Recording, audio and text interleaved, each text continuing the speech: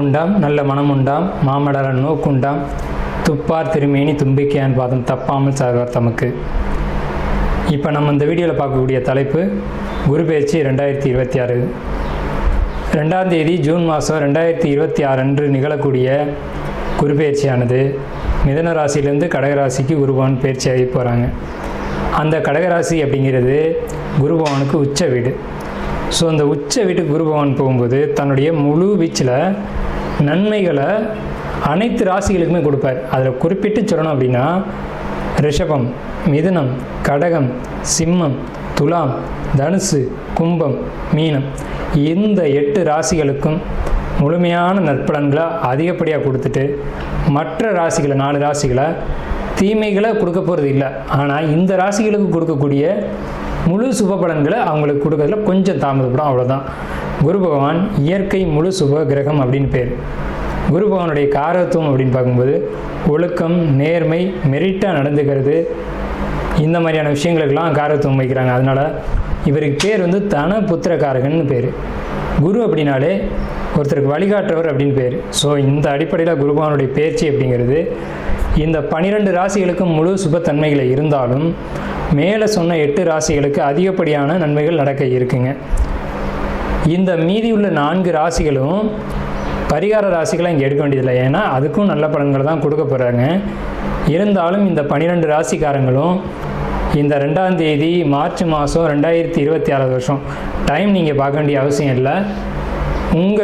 நீங்கள் வசிக்கக்கூடிய இடத்துக்கு பக்கத்தில் இருக்கக்கூடிய சிவாலயத்துக்கு போயிட்டு சிவனுக்கு ஒரு அர்ச்சனை செய்துட்டு வந்தீங்க அப்படின்னா மிகவும் ஒரு சிறப்பான ஒரு விஷயமா இருக்கும்.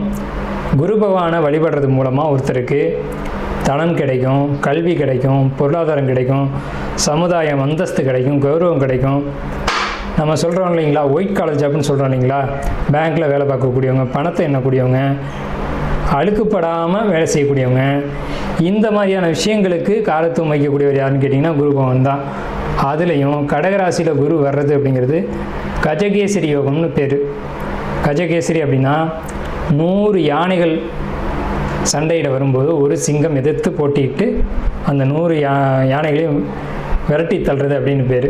ஸோ இப்படிப்பட்ட கஜகேசரி யோகத்தில் நிகழக்கூடிய இந்த குரு பெயர்ச்சி 2026ஆம் ஆண்டு அப்படிங்கிறது 12 வருஷத்துக்கு ஒரு முறை ஒரு சிறப்பு வாய்ந்த ஒரு வருஷமாக இருக்கும். இதுக்கு பிறகு இன்னும் ஒரு 12 வருஷம் கழித்து தான் இந்த ஒரு சிறப்பான ஒரு குரு பெயர்ச்சி அப்படிங்கிறது நிகழும். ஸோ உங்களுக்கு இந்த குரு பெயர்ச்சி கடகராசிக்கு பயிற்சி ஆகுது. குரு பலன் அப்படின்னு பார்க்கும்போது சந்திரன் என்ற வீட்டுக்கு, அதாவது கடகராசிக்காரங்களுக்கு அல்லது ரிஷபராசிக்காரங்களுக்கு மேலே சொன்ன இந்த 8 ராசிக்காரங்களுக்கும் குரு பலன் அப்படிங்கிறது வந்துடும். ஸோ குரு பலன் வந்துருச்சு அப்படின்னாலுமே திருமணம், குழந்தை பாக்கியம், பொருளாதாரம், வேலைவாய்ப்புகள் போன்ற அனைத்து விதமான சுபகாரியங்களும் நடக்கும். சுபகாரியம் நடக்கணும் அப்படின்னா குரு பலன் வேணும். சந்திரன் என்ற வீட்டுக்கு குரு வர்றது, அவர் வீட்டுக்கு சந்திரன் என்ற வீட்டுக்கு 2ஆம் வீட்டில் குரு வர்றது, சந்திரன் என்ற வீட்டுக்கு 5ஆம் வீட்டில் குரு வர்றது, சந்திரன் என்ற வீட்டுக்கு 7ஆம் வீட்டில் குரு வர்றது. இப்போது மகர ராசிக்காரங்களுக்கு 7ல் குரு, இதுவே மீன ராசிக்காரங்களுக்கு 5ல் குரு, இப்படி 5, 7, 9, 11. இப்போ அந்த அடிப்படையில் பார்க்கும்போது மீன ராசிக்காரங்களுக்கு 5ல் குரு, தனுசு ராசிக்காரங்களுக்கு அது விழுகாது. இதே விருச்சிக ராசிக்காரங்களுக்கு 9ல் குரு. அப்போ விருச்சிக ராசிக்காரங்களுக்கு குரு பலன் இருக்குது 11. கன்னி ராசிக்காரங்களுக்கு 11ல் குரு. ஸோ இவங்களுக்கெல்லாம் கன்னி, கடகம், விருச்சிகம், மகரம், மீனம் இந்த ராசிக்காரங்களுக்கெல்லாம் குரு பலன் அப்படிங்கிறது நிகழ்ந்திருக்கு.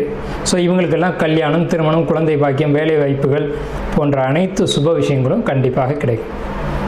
அன்பார்ந்த கடகராசி நேயர்களே, ஏன் இந்த அன்பார்ந்த அப்படின்னு சொல்கிறோம்னா, அன்பு அப்படிங்கிறது தாய் அன்புங்கிறது கடகராசிக்கிட்ட தான் இருக்கும்.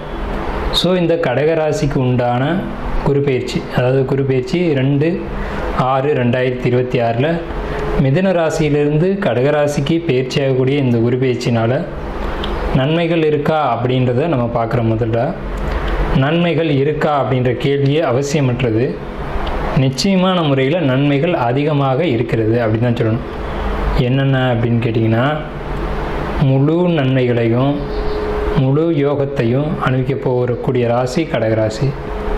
மற்ற ராசிகள் இருந்தாலும் இந்த 8 ராசிகள் நம்ம மேலே சொல்லியிருக்கோம் இல்லைங்களா, அதில் முதன்மையான ராசி எது அப்படின்னு கேட்டிங்கன்னா இந்த கடகராசி தான். ஏன்னு கேட்டிங்கன்னா, பிறந்த காலத்தில் உங்களுடைய பிறப்பு ஜாதகத்தை எடுத்து பார்த்தீங்க அப்படின்னா 12 கட்டம் இருக்கும். 12 கட்டத்தில் கடகராசியில் சந்திரன் எழுதிப்பாங்க. அப்போ அதனால தான் உங்களுக்கு ராசி கடகராசின்னு பேர்.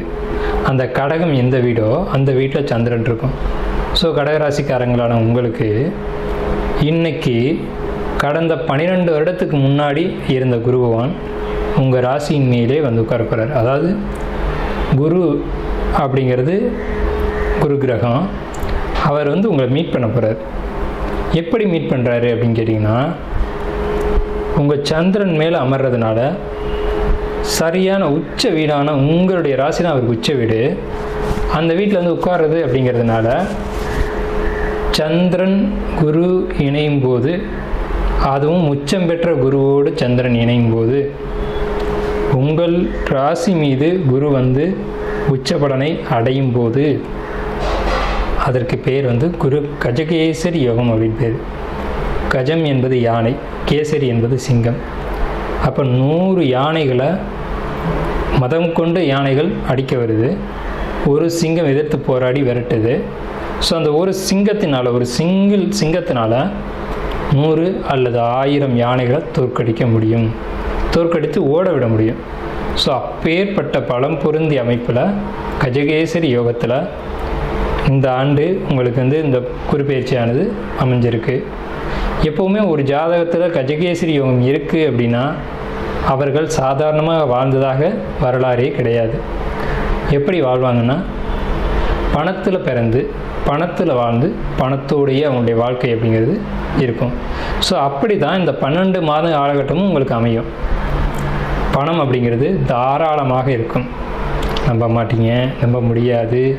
ஏன்னா கடந்த காலகட்டத்தில் நம்ம சந்தித்த நிகழ்வுகள் அப்படி. குறிப்பிட்டு சொல்லணும் அப்படின்னா, தங்கம் வெள்ளி போன்ற நகைகளை நீங்கள் வாங்கி குவிக்க வேண்டிய காலகட்டம். என்ன சார் சொல்கிறீங்க? இதுதான் உண்மை, ஏற்றுக்க முடியாது தான். வேலை தொழில் போன்ற அமைப்புகளில் மிகப்பெரிய முன்னேற்றங்களை சந்திக்க போகிறீங்க. தொழில் மாற்றம், தொழில் முன்னேற்றம், வேலையில் மாற்றம், வேலையில் முன்னேற்றம். அதாவது கடந்த காலகட்டத்தில் நீங்கள் ஒரு ஆஃபீஸில் வேலை செஞ்சுருப்பீங்க, ஞாபகம் இருக்கா? என்னென்னு கேட்டிங்கன்னா, ஒரு டைப்பிங் வேலையோ அல்லது ஒரு எடிட்டிங் ஒர்க்கோ அல்லது ஒரு சிஸ்டத்தில் ஏதாவது ஒரு வேலை பண்ணியிருப்பீங்க. ஜெராக்ஸு கூட நீங்கள் எடுத்துருப்பீங்கன்னு வச்சுக்கோங்க. ஒரு உதாரணத்துக்கு ஏதேனும் ஒரு வேலை நீங்கள் செஞ்சுட்டு இருந்திருப்பீங்க. திடீர்னு ஒரு கட்டாய சூழ்நிலை வந்திருக்கும். நீங்கள் அந்த ஜாப்பை விட்டுட்டு கடந்த காலகட்டத்தில் ஒரு வருஷமோ 1.5 வருஷமோ உங்கள் லைஃப்பில் வருமானம் பார்க்காமல், வருமானம்னா என்னன்னு தெரியாமல், கணவன் மனைவி குழந்தைகள், மனைவி குழந்தை கணவன் அப்படின்ட்டு குடும்பத்தோடு நீங்கள் வாழ்ந்துட்டு இருந்திருப்பீங்க. ஆனால் மனசுக்குள்ளே ஒரு அழுத்தம் இருந்திருக்கும். நம்மக்கிட்ட பொருளாதாரம் இல்லை, பொருளாதார பண வரவு இல்லை, நம்ம குடும்பத்தில் இப்படி ஒரு சுமையாக நம்ம இருக்கிறோம் அப்படிங்கிற எண்ணம் இருந்திருக்கும். இதன் விளைவு என்னன்னு கேட்டிங்கன்னா, அதாவது வாழ்க்கை துணைகிட்டையும் சரி குழந்தைகள்கிட்டையும் சரி கோபப்பட வேண்டிய சூழ்நிலை, டென்ஷனை காமிக்க வேண்டிய சூழ்நிலை. ஏன்னா கடகராசிக்கு அன்பும் மிகுதியாக வரும், கோபமும் மிகுதியாக வரும். ஸோ இப்பேற்பட்ட சூழ்நிலைகளை நம்ம வாழ்ந்துக்கிட்டு இருந்தோம். ஆனால் அந்த குரு பயிற்சிக்கு பின்னாடி கோபம் காணாமல் போகும். கோபம்னா என்னன்னு கேட்க தோணும். ஏன்னா நமக்கு தான் பண வரவு வந்துருச்சு, நமக்கு தான் மன அமைதி கிடச்சிருச்சு, மனசுக்குள்ளே ஒரு சந்தோஷமான நிகழ்வுகள் இருக்கும்போது எதையும் சாதிக்க முடியும். சாதிக்க முடியாத விஷயம் அப்படிங்கிறது ஒன்று கிடையவே கிடையாது. ஸோ அந்த அமைப்பில் இந்த குரு பயிற்சியானது உங்களுக்கு நிகழ்ந்திருக்கு. அடுத்து நீங்கள் கவனித்து பார்த்தீங்கன்னா, உங்கள் ராசிக்கு 5, 7, 9 இந்த இடங்களை உங்கள் ராசிலேருந்து எண்ணிட்டு வந்தீங்கன்னு வைங்களேன், 1, 2, 3 அப்படின்னு எண்ணிட்டு வந்தீங்கன்னா 5வது கட்டத்தையும் 7வது கட்டத்தையும் 9வது கட்டத்தையும் ஒரு சேர ஏக காலத்தில் குரு பார்வை செய்யும். இது மிகப்பெரிய ஒரு முன்னேற்றமான அமைப்புங்க.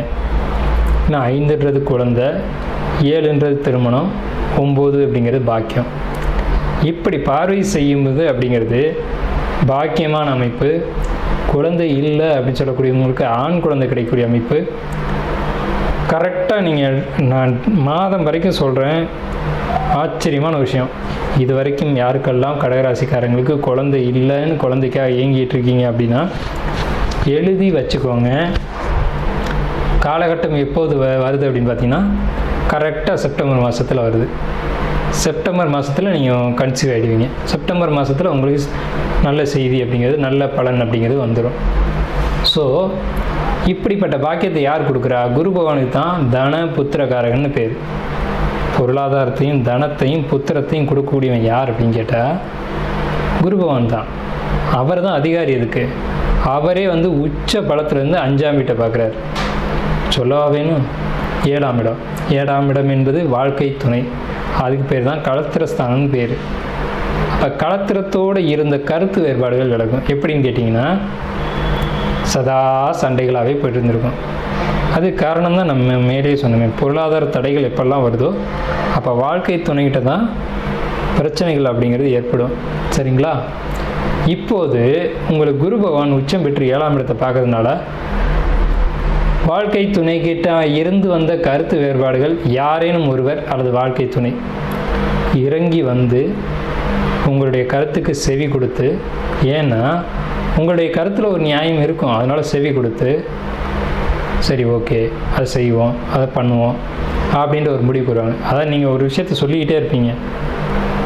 அந்த விஷயத்தை இவ்வளோ நாள் ஸ்கிப் பண்ணிகிட்டு இருந்தவங்க நீ சொல்கிற சரிதான், அதை செய்யணும் அப்படிங்கிற ஒரு மனநிலை, ஒரு சிந்தனைக்கு அவங்க அவங்களே அந்த விஷயத்தை செய்யணும்னு ஆர்வம் காட்டுவாங்க. இது ஒரு விஷயம். நீண்ட தூர பயணங்கள், கணவன் மனைவியோடு, மனைவி கணவனோடு போகக்கூடிய பாக்கியம் அப்படிங்கிறதும், பொருளாதார ரீதியான பயணங்களும், வெளிநாட்டு பயணங்களும் உங்களுக்கு நிச்சயமான முறையில் இந்த குரு பெயர்ச்சியில் நிச்சயம் இருக்கும். அதாவது ஒரு ஊர் விட்டு ஊர், மாநிலம் விட்டு மாநிலம் அல்லது நாடு விட்டு நாடு போகக்கூடிய யோகம். அதே மாதிரி உறவுகளுக்கிடையே, வாழ்க்கை துணையோட உறவுகளாக இருக்கலாம் அல்லது உங்களோட உறவுகளாக இருக்கலாம். சொந்தக்காரங்கன்னா என்ன, எதுக்கு போகணும் வரணும், சொந்தத்தை பார்க்கணும் அனுசரிக்கணும் அப்படின்னு நினச்சிட்டு இருந்தது போக, இல்லை நம்ம சொந்தக்காரங்க வீட்டுக்கு போயிட்டு வரலாம், அவங்கள மதிக்கலாம் அப்படின்னு சொந்த பந்தத்தை சம்பாதிக்கக்கூடிய அமைப்பு அப்படிங்கிறது இந்த குரு பெயர்ச்சி காலகட்டத்தில் உங்களுக்கு அமையும். சொந்த பந்தங்களோட வாழக்கூடிய வாழ்க்கை அப்படிங்கிறது ஒரு சுகமான ஒரு அமைப்பு. ஸோ அப்படிப்பட்ட ஒரு யோகமான காலகட்டத்தை இந்த குரு பெயர்ச்சி உங்களுக்கு கொடுத்துருக்கு. சொல்லப்போனால் இந்த குரு பெயர்ச்சினால் உங்களுக்கு யோகமா அப்படின்னு கேட்டால், நம்ம ஆரம்பிக்கும் போதே அதான் கேட்டோம், நன்மையான்னு கேட்டால் 100க்கு 100% இந்த கடகராசிக்கு நல்ல பலன்கள் தான் அப்படிங்கிறதுல எந்த விதமான மாற்று கருத்துக்கும் இடமில்லை.